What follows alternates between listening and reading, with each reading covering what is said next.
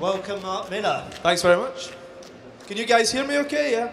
Can you understand what I'm saying with this accent? Yeah? You're all alright? I think they were distracted by the girls wrestling a minute ago, but there you go. So, Mark, tell us first of all about Supercrooks. Supercrooks is a comic that I wrote last year that's been directed as a movie by a guy who should be sitting here. He's Spanish, right? Now you know why Spain's on its knees. He's actually gone, he saw a panel he wanted to go to, and then he forgot he was doing this talk, but he's great, he's fantastic. He's called Nacho Vigalondo. Has anybody seen his movie Time Crimes? Could you put your hands up? Have you seen it? Man, get it on Pirate. It's really good. It's really worth seeing. And he's done a movie recently called Extraterrestrial. It's also Spanish, but it's really worth. I know it's foreign language and we tend not to like subtitles and things like that, but it's a sci-fi movie, so it's kind of worth seeing. You remember Pan's Labyrinth? How good Pan's Labyrinth is, even though it's subtitled? This is what this is like. Check it out. You'll really like it. It's really good. So the next thing he's doing is English language. And he's doing it with a porn star, right? He's shooting a movie with it. It's not a porno, but he's using a porn star as the female lead. And then we're doing Supercrooks next year.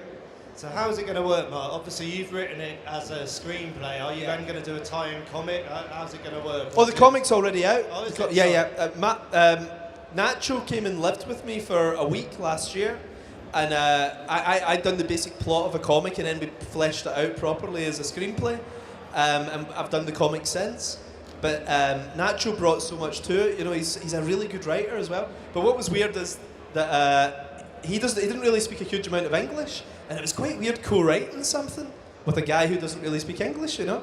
But we somehow communicated. We would communicate with drawings and things like that, you know. But he stayed with us for a week, and we really missed him once he went. It was like having a wee Spanish pet in the house, and then he was gone, and we felt, you know, like that empty nest syndrome mums and dads feel. Like Lucy and I were just really missing him once he was away, you know. And it's no coincidence we had a baby shortly after, because it kind of filled in for Nacho. So, for the people who don't know Supercrooks, can you just tell them a little bit about what the basic storyline is, what the concept is? Well, the idea, it's a very, very simple idea, and it's one of those things like, when I did Kick-Ass, a lot of people said, how come nobody's done that before? And Supercrooks is a simple idea like that too, where it's like, if you think about it, if you're a robber in Gotham City or whatever, don't stay in Gotham City, right? Because Batman's brilliant, right? And he's going to leather you and put you in jail, right? And you might have 3 issues of success, but the comic's called Batman, right? He's back, you're going to jail. And I've always thought that as a kid, I thought, why don't they just go to New Jersey or something where there's no Batman, you know?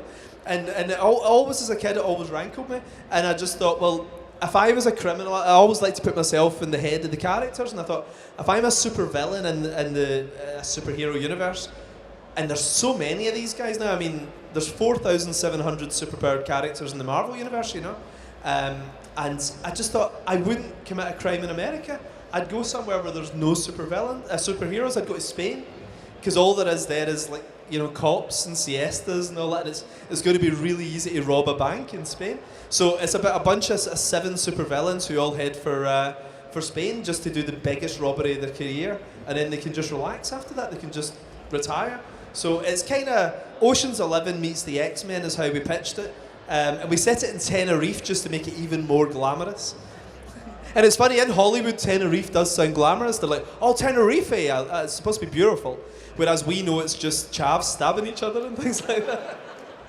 And was it you who actually wanted Nacho to direct this film, or did that come from Hollywood? Because like you said a minute ago, I don't know if you've seen Time Crimes, but it's a fantastic science fiction horror film, one of the best, I think, of the last few years. I mean, was it someone you fought for, Nacho? Well, Nacho's a good friend of mine anyway. I mean, back in 2008, I was doing a book signing tour in Los Angeles and down the West Coast, and Nacho had actually won an auction. They'd had this charity auction to have lunch with me, and Nacho at the time couldn't speak a word of English, and it was the most awkward lunch I've ever had, because he was just in silence, and nobody can understand me anyway, you know, here, and Nacho was just baffled, and we both just sat in silence having lunch. It was horrible.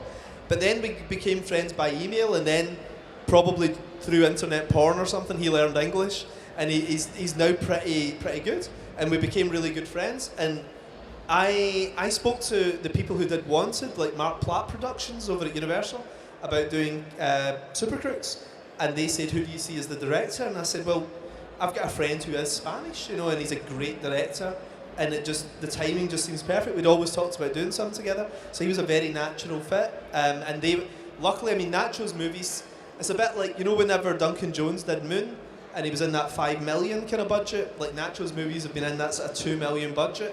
And I thought that might cause a problem to suddenly make a $40 million movie. But everybody seems to, you know, trust him. He's brilliant at what he does. Are you now at the stage, because obviously you've done a lot of stuff for Marvel over the years, you had tremendous success with Kick-Ass, Wanted comics as well. Are you now at that glorious stage where pretty much anything you write, you're confident will get onto the screen? Well, it's funny because my ambition's not to be a screenwriter, or else I would do that full time, you know? Like, I really see the job as comics, and people keep saying to me, oh, you're just doing it to get into Hollywood, but I'm already in Hollywood, I've been there for years, and I always do comics. Like 90% of my time is comics, that's what I love doing. And I love the autonomy of comics, and nobody tells you what to do, you just do your own stories, which is amazing. But I'm very lucky that everything I do tends to get picked up. And I mean, even when I do stuff that I think isn't going to get picked up, like if you think about Kick-Ass, Kick-Ass opens with the superhero masturbating, right, looking at a screen masturbating, and it's got a little girl dropping the C-bomb in it and cutting off guys' heads.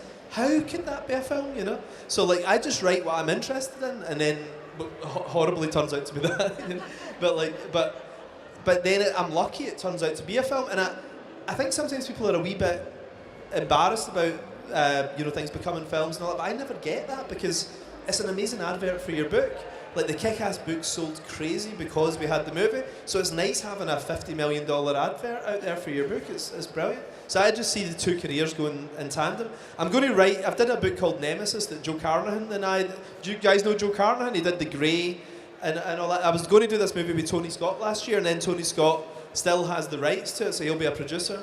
But Joe Carnahan's going to direct it, and he and I are co-writing the screenplay, and Nacho and I have co-written the screenplay for Supercrooks. But I see that almost like a wee holiday. Like my real job is comics, and it's lovely doing a screenplay and everything, but comics is where it's at, you know. When it comes to the Marvel movies, obviously they've dominated the last few years, and they've built up this platform to get to Avengers Assemble, which is kind of the end of phase one, as it were. Yeah. How involved were you in that? Are you a real go-to guy, and how involved will you be with Marvel phase two? Well, what happened was I started at Marvel in 2000, and the second book I did for them was called The Ultimates. And the idea of The Ultimates, they said to me, was to revamp a lot of the Marvel characters people didn't care about. And weirdly, it's hard to believe now, but Captain America, Hulk, Iron Man especially, and Thor were seen as this a B team at Marvel. Like X-Men and Spider-Man were the A-list, and Marvel had asked me to kind of retune those characters. And I'd already done the X-Men, and this seemed like the next logical step. And I did it in a very cinematic style, and I think that's why the movie guys used a lot of that stuff. So they brought me into meetings as a consultant to help with, you know, Iron Man and the subsequent movies that Marvel Studios did from then, and they used a lot of that material, which I just saw as flattering, you know, like, I mean, I was just a guy who works at Marvel at the time. I didn't have any Hollywood track record at the time, and they used a lot of that stuff in the movies, and I didn't get paid for the movie side of it, but I got paid when I was doing the books, you know, so Marvel owned that material, and, you know, I wish them all the best with it and everything, but I don't work at Marvel anymore. I left about a year ago, and I started my own company, Millar World, like full time with that stuff. So we do like Kick-Ass 2, Hit Girl, Kick-Ass 3, Wanted, Nemesis, and I'm trying to sort of build my own little Marvel, you know, with those things. Because for years and years, creators never got to own the rights to the stuff they made up, and it's crazy. But even like the guys who made up Green Lantern, it's so bad they didn't have a credit, I guess, on the movie, and it's the same with a lot of the Marvel and DC characters. And my generation of creators are very, very aware of that, where we saw what happened to the older guys, so now we try and be smart about it and own the rights to their stuff. So myself and the artists that I work with, we go 50-50 and we own the rights to everything. You know? So does that mean, because you've moved away from Marvel and set up your own little world, as it were, does that mean that with the Marvel films that are to come, all the Iron Man 3, Captain America 2, Avengers 2, will you have no input in that whatsoever, or as a friend do you still make suggestions? How does it work? Well, I won't have input in the sense that like I won't go to the meetings, because I own a rival company, you know, so they can't have me in there. I'd be like, you know, a spy. But like what they will do is use a lot of the stuff that I wrote over the last 10 years. Like I did a book called Civil War that I think the Marvel movies will probably move towards, if not in the second Avengers movie, certainly the third one. They've already started doing that Captain America Iron Man tension that I had in that book, and a lot of stuff from Ultimates too, I'd imagine will probably be used too. But fair play to them. I mean, the way one of my friends described it brilliantly, and he said, if you're a painter and decorator and you paint a house and make it look good, you don't own the house at the end of it, they pay you to come in and do the job, and that's the way I look at Marvel. I had a lovely 10 years there, but I was lucky enough to start Wanted and Kick-Ass and all these things I own myself at the same time. You know? Okay, let's talk a little bit about Kick-Ass, because I'm sure everyone here, we're all gasping to see the sequel. The first movie was such a breath of fresh air. I mean, obviously it seems to have been going round and round in circles for a little bit. Are we now at a state now? No, it never was. I mean, this is the funny thing. We had our director 18 months ago, you know, but what I didn't get the memo that we weren't supposed to tell people. So I was always kind of saying, yeah, we're doing a Kick-Ass sequel, what are you talking about? And then there was other interviews where Matthew and everyone was saying, no, we'll see what happens. But I didn't realise that the way you get good deals out of studios is to be coy. And what happens is, like, I mean, Jon Favreau, for example, after Iron Man, right, had the biggest hit of his career with Iron Man, and he's like, yeah, I'm thinking about doing Iron Man 2. Of course he was doing Iron Man 2, right, we knew it, but it's a coy way of getting more cash out of the studio for your deal. And I didn't know this, and I was saying, yeah, Kick-Ass, of course we're doing a sequel. We ended the first one with a cliffhanger, and in total it's made 240 million on a 28 million budget, you know. But Matthew then emailed me and he's like, shut up, you know, like, we don't tell anyone this just now, you know. But now it's all kind of public. Like, Jeff Wadlow, we spoke to 18 months ago about this, and the movie starts shooting very, very soon, like in a couple of months' time. The stages and things are being built at the moment, but Jeff started writing the screenplay maybe 8 months ago or something. So, I mean, this is obviously a process. The production office has been open for a month now, you know, so... Okay, so the inevitable question, what can you tell us about it? I know a lot of it's going to be top secret, but are there any little hints you can give us today? I can actually tell you that nothing about the movie is top secret, and it's so simple because the book is already out. And it's kind of like Harry Potter and the Goblet of Fire being a surprise to anyone. You know, it's like, if you want to see what happens, just pick up the book. I mean, because they're doing pretty much a scene-for-scene translation of it. And the book is so objectionable. I mean, if you think the first one's objectionable, the second one is so far beyond it. I was going to tell you, my favourite line in the first movie is the C-bomb line with Hit Girl. My favourite line in the sequel is so awful I can't say it because I'm looking round and there's some people that are quite young here. But it's worse than the line Hit Girl had in the first film. But it's in the book. If you want it, the book's been out now for months. You know, you'll be able to see it. That must be a lovely place to be in, the fact that you know that the sequel is going to be almost scene by scene the same. Because obviously a lot of times when these films are made, stuff is diluted, sanitised, it has to be made for the lowest common denominator in a way. So is that a great place to be, that you can like have this edgy material and know it's going to be right up there on the screen? Oh, part of me is thrilled, the other part of me is horrified that the nation has sunk so low. the kind of thing I find amusing, other people find amusing as well. Do we really live in that world now? You know? But I feel I should be writing letters to the Daily Mail about this. And how about Wanted 2? I mean, obviously that's another one everyone's very excited about it. The first movie was great fun. Yeah. What can you tell us today about Wanted 2? I know more than I can say on Wanted 2, right? But I think if you wanted to see a Wanted sequel, you'll be happy, you know. But what happened was, Wanted was an interesting one. I'll give you, this is the background on exactly what happened. Like, I always love telling the truth on these things because like, everybody's always quite coy, but here's what happened. Wanted made a lot more money than everyone expected it to make, right? It cost $70 million. It made $340 million in theatrical alone. So it made X-Men money, but cost half as much money, you know.